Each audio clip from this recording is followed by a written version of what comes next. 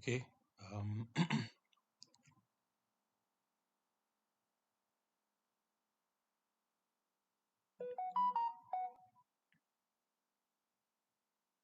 Yeah. Can we see my screen? Yes. Okay. So we should check the question that I posted on the our page. So somebody just sent me that, and we can just attempt. Yeah. So moving on to pneumonia. So pneumonia is just like we know, like it's infection or parenchyma of the lung. It could be from bacterial, from viral, or even fungal infection. So it's very very common in people that live in probably like overcrowded situations, people that smoke, take alcohol, or people that are immunocompromised, or people with some comorbidities like COPD. They can have pneumonia easily. And how would they present? Fever, productive cough. So for the typical causes of pneumonia, we expect fever, productive cough, difficulty in breathing, pruritic chest pain. But for the atypical cause, we might see like dry cough. So if we see somebody having dry cough, and we're thinking pneumonia from the fever, the dyspnea, the pruritic chest pain. So we should think about the atypical causes of pneumonia in that kind of person because of the non-productive cough. So that pneumonia is going to be coming from things like Legionella, Mycoplasma, and Chlamydia.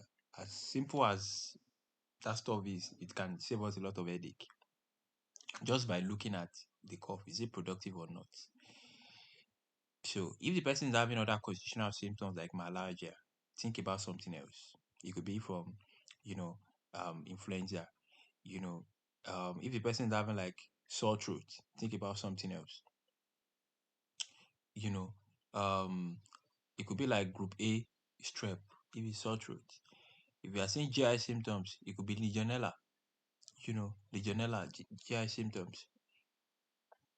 So if we do our lung examination, what are we going to see? There's going to be decreased, or bronchial breath sounds.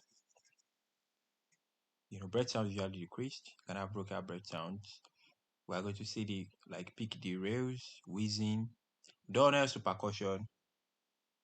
They can have egophony and increase theta parameters because of the consolidation. So theta parameters is increased. Um, so how do you make diagnosis of pneumonia? We just do a chest X-ray. That's what we do. You can do initial imaging, which is chest X-ray, and we're going to be in the patchy opacities.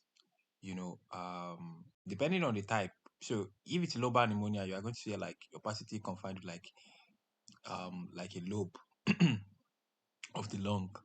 We can have bronchial pneumonia, we can have lobar pneumonia, we can have even like interstitial like pneumonia.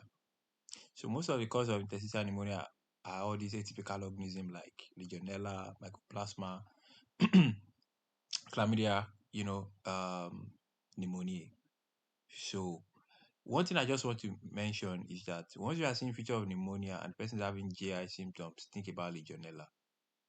If the person is having a rash with pneumonia, erythema nodosum, erythema multimiforme, the person is a young child, and is having like a rash with pneumonia, think about um, mycoplasma pneumonia. Very, very important. So, um, yeah, so X-ray is the best initial test to do. We should not really worry about this. What I just want us to just have in mind is that most of the cases they are going to be giving us is going to be like community acquired pneumonia. And, we should use a COP65 scoring system to stratify how we are going to treat that patient. If you are going to admit to the ICU, we are going to just hospitalize normally, or you are just going to treat outpatient. So, um, the component of the COP65 is the C standing for confusion. So any feature of confusion, what's the urea? Is it more than 7 or more than 20 millimeter of mercury? More than 20 milligram per dl. What's the respiratory rate? More than 30. What's the blood pressure? Is it less than 90, 60, and what's the age? 65. So COP 65, COP 65. So any score of 0 to 1, you can manage outpatient. Score of 2, hospitalize. Score of 3, consider for ICU. It's just as simple as that. 0 to 1, outpatient. 2, hospitalize. 3, admit to the ICU. So we can also do like a gram staining of like the culture, gram staining of the sputum rather, and we can see the picture here. So if you look at this now, this is looking like a gram positive cocci in clusters. So this is likely to be staph. You can see the clustering, and we can see that it's purplish in color. So this is likely to be a gram positive cocci, which is staph. Now, if you look at these two, the organism is blue and it's kind of paired. They're kind of, appeared in like paired. So this is likely to be gram positive diplococci, which is for strep pneumo. The atypical organisms, they don't grow on standard culture. So you have to have a very high clinical suspicion because they don't grow on standard culture like Legionella and Mycoplasma. Yeah, even viruses too. Influenza, like we have here, parainfluenza, COVID, and the likes. So this is just the category of the bacteria. The typical ones: strep pneumo, H. influenza, Moraxella catarrhalis, Staph aureus, group A strep. They are the typical causes of pneumonia. Sore throat, group A strep. Strep pneumo, H. influenza. These are typical causes. For the atypical, you are seeing like Legionella, Mycoplasma, Chlamydia, for the viruses, influenza, COVID. So there are some risk factors. I don't really expect us to be cramming all these risk factors because to me it's not actually necessary. But just to know it. Alcohol use. Think about CLEB and anaerobes. CLEB and anaerobes. Those are the two important ones for alcohol. People that aspirate. Think about the group A strep. Think about Staph aureus. Think about anaerobes and the enteric gram negative. So strep, pneumo, Staph aureus, and the anaerobes. 4, aspiration. COPD, just think about most of the typical causes. They are in COPD. Exposure to animals, so birds, they can have avian influenza. Birds too can, spread chlamydia psittaci. So people that interact with a bird, they can have chlamydia psittaci. They can have the avian influenza. They can even get exposed to histoplasma capsulatum. Animals like bats especially. So when they explore the caves where those bats stay, they can develop histoplasma there. Coxella bonnetti too, especially where they slaughter all those farm animals, they can develop Coxella bonnetti. This one will affect the liver too, can affect the liver. HIV, think about strep pneumo. Immunocompromised people, think about strep pneumo. Think about tuberculosis. Think about pneumocystis jirovecii. Pneumocystis jirovecii, Mycobacterium tuberculosis, strep pneumo, and histoplasmosis too. It's very common in people that are immunosuppressed. And even aspergillosis. So aspergillosis, histoplasmosis, pneumocystis jirovecii, TB, and strep pneumo. Strep pneumo, TB, and the fungi. People that have traveled, maybe they went for, a boat cruise, hotel, Legionella, and they're not having diarrhea, neurologic symptoms and diarrhea. Legionella. Structural lung disease, think about Pseudomonas and Staph aureus, depending on the age. Adolescents, Pseudomonas, young child, Staph aureus. So, yeah, that's that. So, okay, somebody has a question. Yeah. Okay, please, can I see the options for the aspiration, the organisms for the aspiration that you mentioned, please? Yes, strep pneumo, Staph aureus, the mixed anaerobes. Strep pneumo, Staph aureus. Thank you. Appear them in there. You are welcome. So, for people that are compromised and they have structural lung disease like bronchitis and cystic fibrosis, you must always give cover for Pseudomonas. Give cover for Pseudomonas when there's structural lung disease. Very, very important. And what you want to consider is usually piperacillin tazobactam. So you can add another respiratory fluoroquinolone, or you can add a respiratory fluoroquinolone or a immaculate to that, especially if you are now placing this kind of person on a mechanical ventilator. So person has a structural disease, structural lung disease like cystic fibrosis, automatically you must get one anti-pseudomonal antibiotic like piperacillin tazobactam.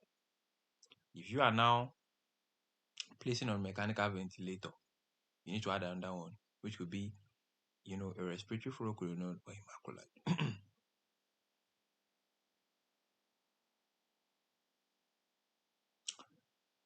Now, how do you treat somebody that has pneumonia? So you just want to use the COB 65, to first stratify. Am I going to hospitalize this person? Am I going to take the person to the ICU? Or am I going to manage outpatient? So if you are managing the person outpatient and the person is like less than 65 years, no comorbidity, no chronic infection, nothing like diabetes, CKD, CLD, nothing like that.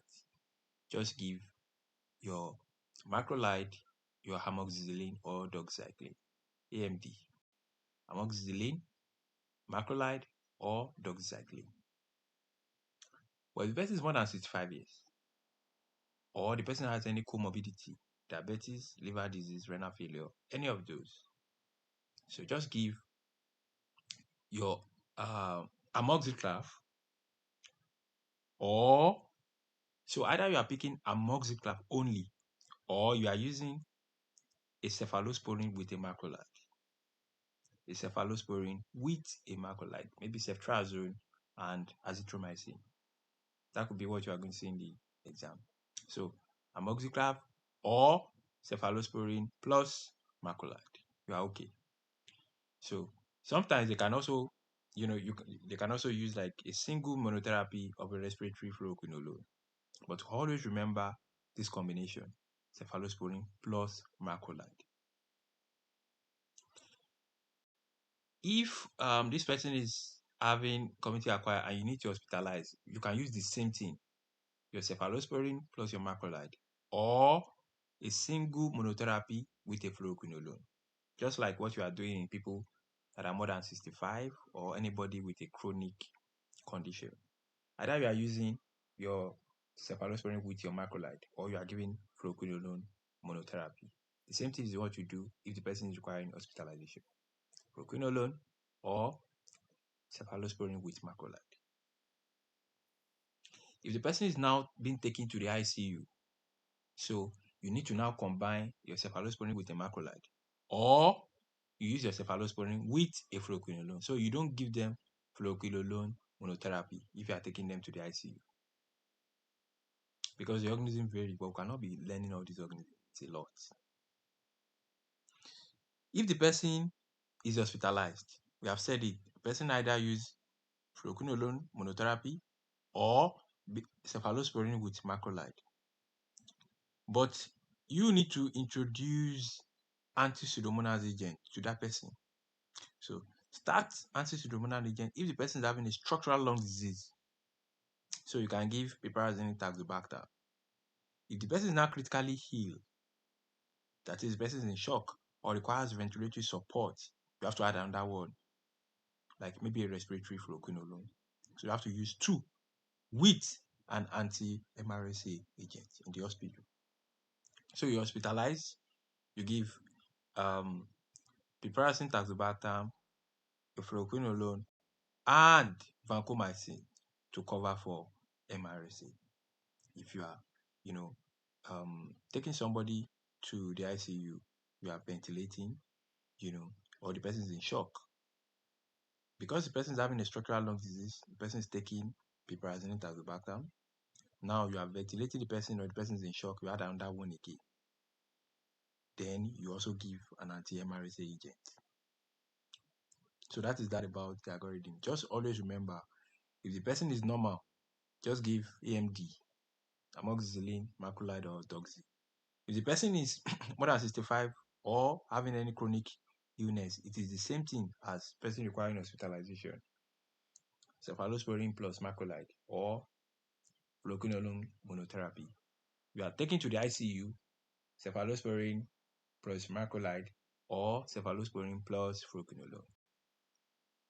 But if somebody's being hospitalized and the person's having like structural lung disease, you have to manage for pneumonia, for pseudomonas. So piperazine taxol plus another anti-pseudomonas agent plus cover for your MRSA, especially if the person is critically ill and is needing ventilatory support.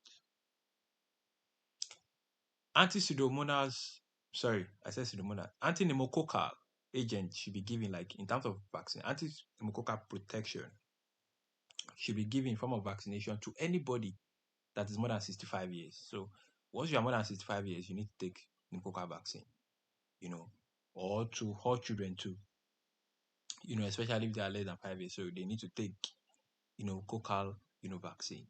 Another indication for pneumococcal vaccine is anybody with any chronic problem, CLD, CKD, diabetes, smoking, asplenia, immunodeficiencies, CSF leaks, cochlear implant, they all need to get Pseudomonas pneumococcal vaccine. Why am I saying this? Pseudomonas, okay. Pneumococcal vaccine. So don't forget about that. Anybody with any chronic problems, smoker, asplenic patients, people with immunodeficiencies, CSF leaks, cochlear implant, give them pneumococcal vaccine. So let me see if I have any question here. Why pneumonia? Let's see what we have here.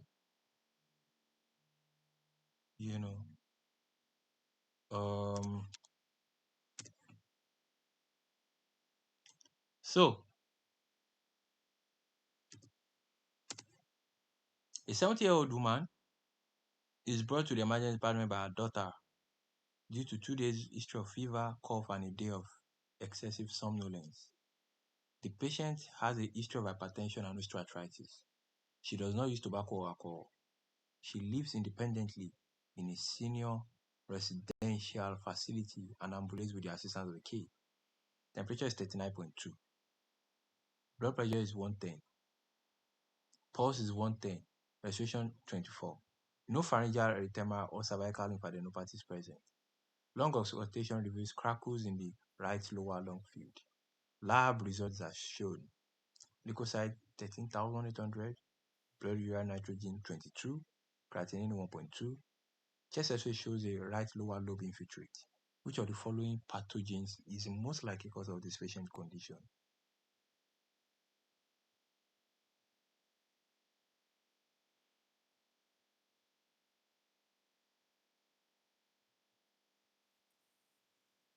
I'll go with strep pneumo. Strep pneumo. Strep pneumo.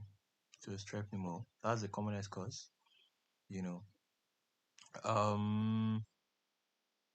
Let's see what we have here.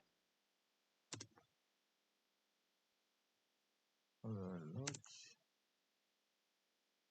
Okay.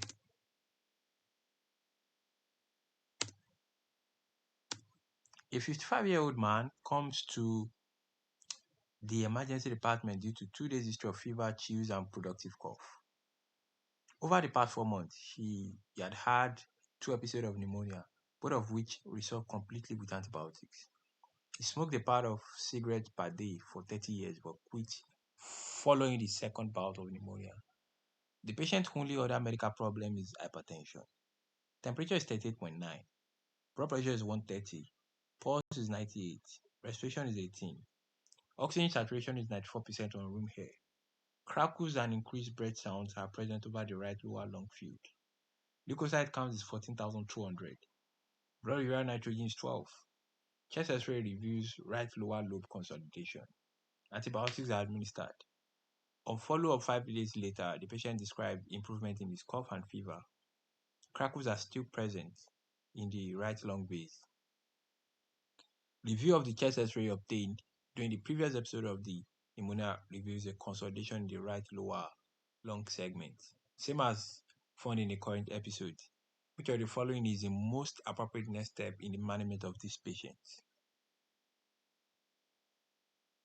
Barium swallow, bronchoscopy, CT scan of the chest, repeat X-ray in 6 weeks, serum quantitative immunoglobulin assessment.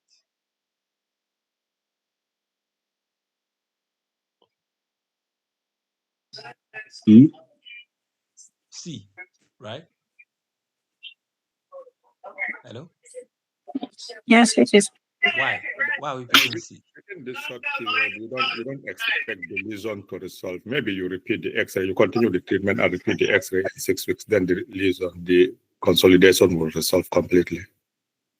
No. So this person is No. having recurrent pneumonia.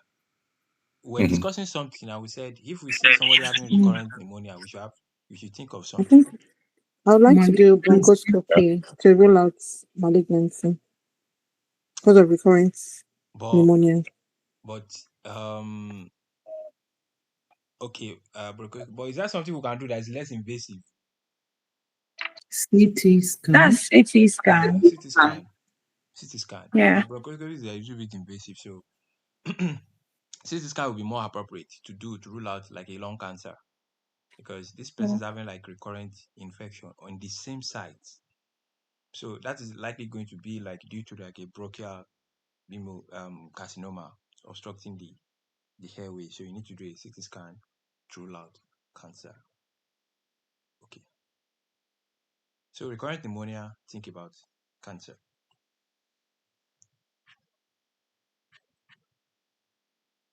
So I'm going to look for some questions about this antibiotics for pneumonia. Let's just try and also try and solve some of them. It's very important. They can test it. They test it in our U too. Some of those questions. So let's try and solve as many as we can. So moving on to influenza. So influenza, it's highly contagious. There are different types, ABC, and we have subtypes. Influenza A have two subtypes, the H5N1 and the H1N1. This is just combination. We don't really need to worry ourselves about it. So there's something we call the antigenic drift and the antigenic shift. So antigenic shift just means that antigenic drift just means that the virus is changing, is having some point mutation in the gene that is causing some gradual change in surface protein. So if this is the virus here, so there's a point mutation somewhere within the genome that is changing some part of the protein. So if the virus has like 20 protein, surface protein, and maybe 2 has changed. So that has changed the virus in a way. So it means that some people might not be able to stay immune to that new virus. So they can have infection. So even someone that have been infected with influenza before, once the person, once this antigenic drift happens, they can get infected again because the antibodies that they are formed might not be able to, or the T cells or anything that they are formed against that virus might not be able to fight it again. So they might get exposed to it again and get infected. So that is antigenic drift. There's no severe changes, but antigenic shift, the entire genome is changed. The entire genome is changed. So all the protein entirely, everything is changed. So there's nobody that can be immune to that virus. So that one has a very strong capability to cause pandemic and travel very far and wide. So shift is more severe, SS. Shift is more severe than drift. So shift usually cause, pandemic, and it is due to significant genetic reassortment. So the entire genome is changed, in shift. Why drift is just due to like point mutation in one part of the genome. So in the US, the typical influenza season begins in November and ends in April. So this is the time that they get the vaccine. So it's usually recommended in all patients if they are more than 6 months, and anybody between 6 months to 8 years, they have to take 2 doses of the vaccine. So don't forget chickenpox too. Varicella vaccine is 2 doses, MMR vaccine is two doses, 1 to 4 years. Same with the varicella, 1 to 4 years, 2 doses. Influenza, 2 doses, between 6 months to 8 years. So anybody more than 65, you also have to give them the vaccine. Very, very important. Or if they are immunocompromised, they have to take a very high dose flu vaccine. Somebody with influenza, how are they going to present? They have fever. They can have muscle pain, myalgia. They have chills. They have coryza and weakness. So if you look at this one now, it's kind of atypical. You don't expect myalgia in a normal pneumonia. Now, if you see somebody having myalgia, coryza, think about influenza as the cause of that pneumonia. Very, very important. So how do you test? You can do your rapid influenza test. You can do your rapid influenza test quickly, but the most accurate one is to do your PCR or your viral culture. But overall, it's a clinical diagnosis. You don't need to worry yourself. So leukopenia is a very common thing. Just give supportive treatment. That's all about influenza. Give supportive treatment. And if you pick it within 48 hours of presentation, you can administer oseltamivir, zanamivir, which are like neuraminidase inhibitor. But if it's more than 48 hours, these guys have any little or no role to play again. So within 48 hours, give this guy and provide supportive treatment. So um influenza can cause some complications, and these include ARDS, can cause bacterial pneumonia, superimposed bacterial infection like strep pneumo, staph aureus, Haemophilus influenza. It can cause sinusitis, bronchitis, even exacerbate COPD or asthma.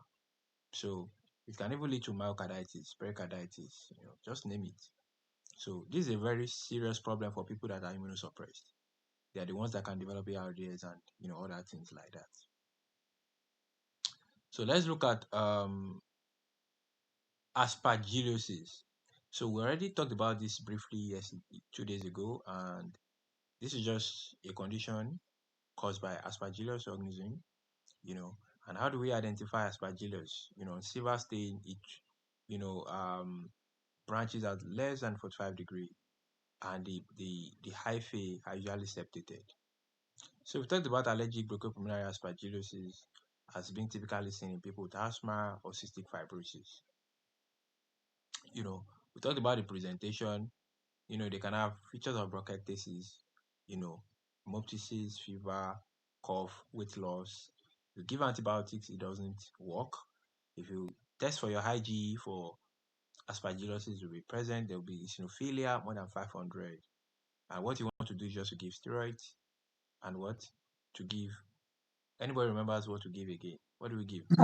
Itraconazole. Yes, itraconazole and voriconazole, very important. And you manage the asthma. You manage the asthma very well with IgE, anti-IgE like omalizumab, if you want to give that. So aspergilloma is just like seeing like a ball of fungus in a cavity within the lungs.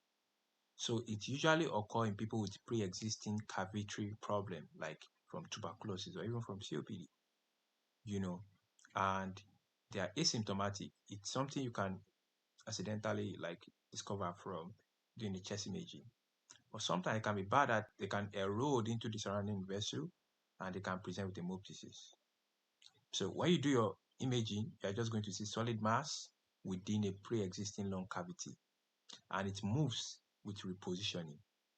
What do you do?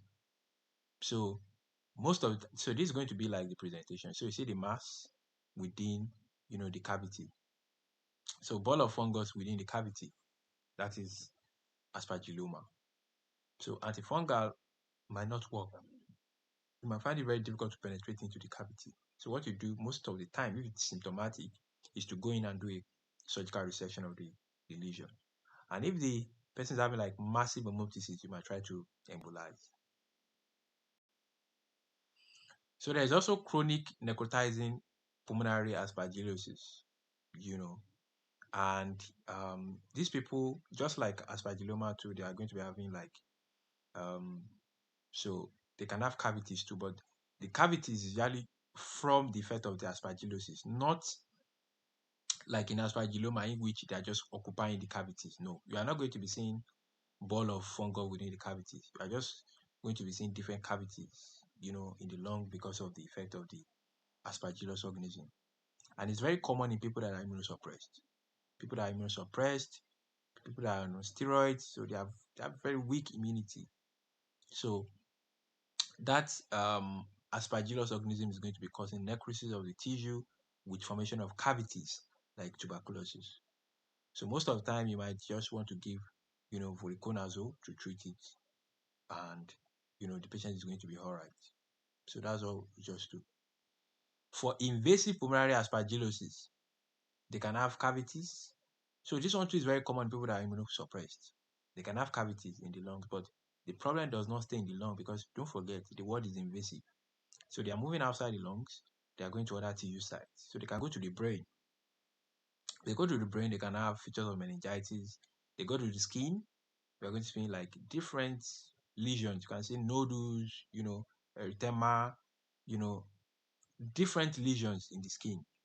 They can go to the joint, they can go to different sites. So most commonly they go they affect the lungs, they affect the brain, they can affect the skin. Invasive. So they are going to tell us that the person is having like some form of immunosuppression. That is the cause of the dissemination. So they can have fever, cough, chest pain, non-specific symptoms. If you do some test like galactomannan test, it's going to be positive. If they don't put galactomannan test there, they can put uh, beta glucan, test there too. It's also going to be positive in people with aspergillus organism. So you want to give voriconazole, and sometimes you might want to add echinocandin to it. So the only one that you don't typically use antifungal is aspergilloma. So those ones you just offer like surgical resection, you know. Then, okay, let me see. I think I have like a question here. Let's see.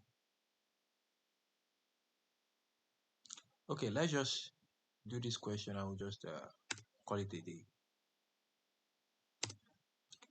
A 54-year-old man comes to the office due to fatigue, productive cough with blood-tinged sputum, and a 7 kg weight loss over the past few months. He has no fever, chest pain, or night sweat. 10 years ago, the patient emigrated from Vietnam, where he received treatment for pulmonary tuberculosis. He has no other medical history. He does not use tobacco or drugs, but he drinks alcohol occasionally. Temperature is 36.7, blood pressure is 120, pulse is 82, lung auscultation reviews right-sided bronchial and crackles. Creatinine is 1.1 and urine acid is normal. CT scan of chest is shown. Oh my god, we have the CT scan.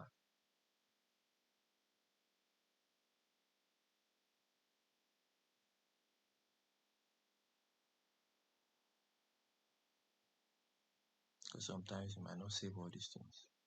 Okay, so I'm coming. Just 1 minute, please.